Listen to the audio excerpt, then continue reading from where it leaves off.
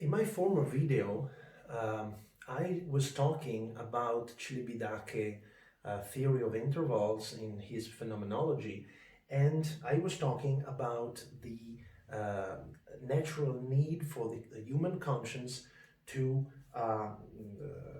create relations, and not create actually, but to feel the relations between sounds, between events, between phrases, between movements, and so on. So I would like to go a little deeper in that because, of course, if we think to leave all the sounds in a composition, okay, one apart from the other, we have A, then B, then C, etc., etc.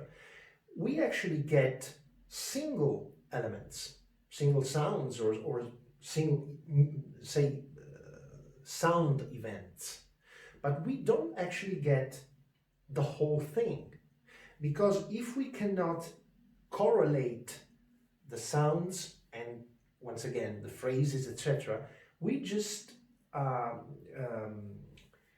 we can only appreciate single things, but we cannot see the whole picture, so to say. We cannot see the whole landscape. We just see a single part of that, which can actually be very beautiful or ugly or whatever, but it's just one single frame of it. You don't get the whole picture. So it's very important to understand, of course, for Celibidache, that we have, as musicians, of course, to create the conditions in order to allow the listener to see those correlations and, in the end, have the whole picture. Otherwise, we are just saying, get one single thing, get another thing, but separated one from the other. Of course, this is very hard to do, but it's quite easy to understand that this thing is something really important, not only as a theory, but, as a practical way of facing music, in order to create music and not single sounds or single events. And by the way, he used to say one thing that sounded very strange at first, because he used to say, in music, repetition doesn't exist. And one should say, what? What? This is crazy. You always repeat. You repeat notes, you repeat bars, you repeat phrases. Of course repetition exists. Ever since. In what sense he's saying these things? He's saying that when you hear, for instance, one note, right, one E, okay, now you hear it for the first time and it affects your conscience, right? Now you get a second E, which is the same, same intensity, same pitch, same length, exactly the same.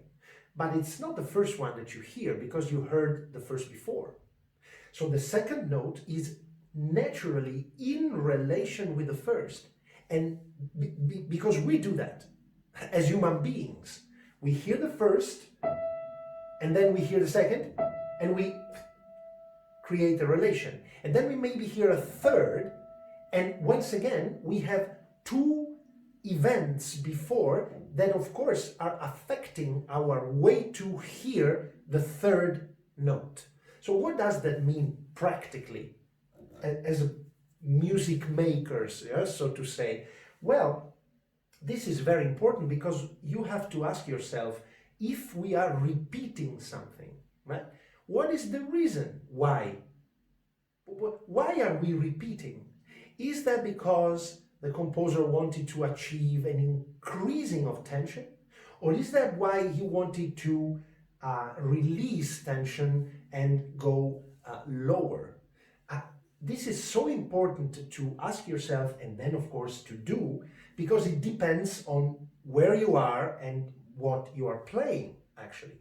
Let's make a very easy example. Everybody knows Per Elisa, right?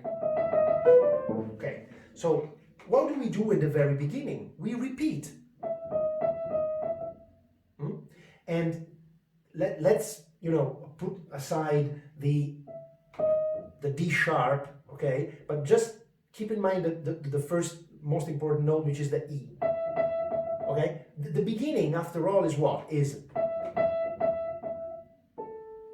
dominant, dominant, dominant, tonic. This is the beginning of Paralisa. So what does that mean? When we go to the tonic in the very beginning of a piece, is an A minor piece, right? It means that you are in a quiet, stable, still position.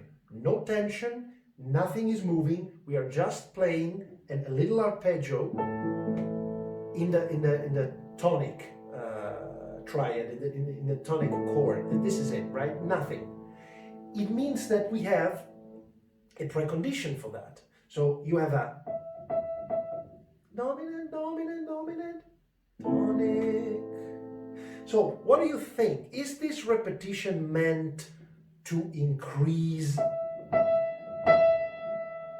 and then just, you know, lay down on the tonic?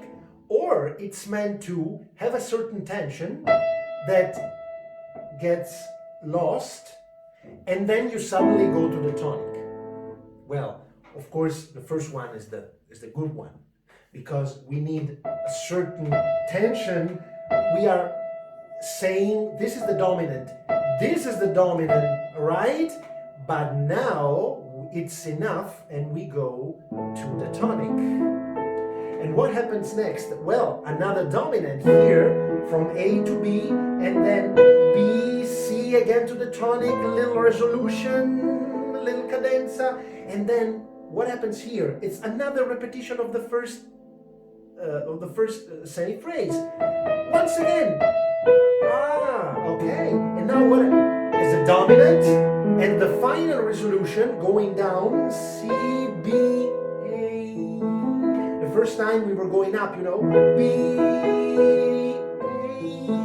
This time is, and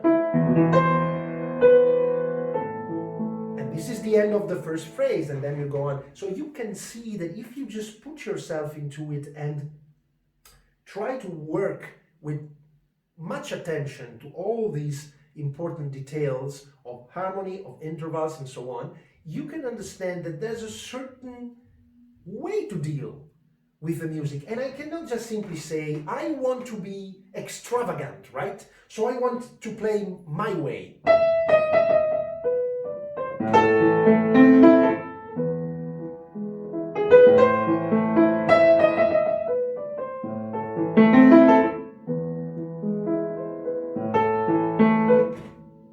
Because, well, maybe I can enjoy myself doing that, I don't know. But certainly if you listen to this, you can just appreciate bit by bit.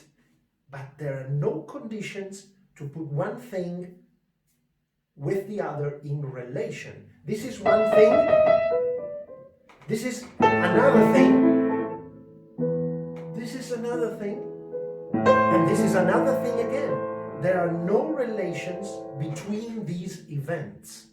So, to conclude this, the most philosophical thing by Celibidache is this one. We have to reach the point of correlation when the end is included in the beginning. And in that moment, there is no more the concept of time. There's no time. What? What is he saying? What is that? Just try to think. If you are in the moment, let's call it A, right? We have the moment A, which is the precondition of the moment B, right? And B, what is it? Is the real materialization of the precondition A, right? So they are connected. Now you have B, which is once again the precondition of C, and C is the materialization of B, and so on and on and on until the end. You can see that if this happens when you are in the beginning, you're actually also in B, in C, in D, in E, in F, etc. So the end is corresponding to the beginning, because everything is becoming one whole. Is not one event, but is one single thing that our conscience can perceive, and at that point the unity is there. The reduction, as he used to say in a philosophical way, our conscience is reducting all the events in one single thing together. And at that point, you have music. You have not sounds, you have not separate events, you have one single thing that is actually music.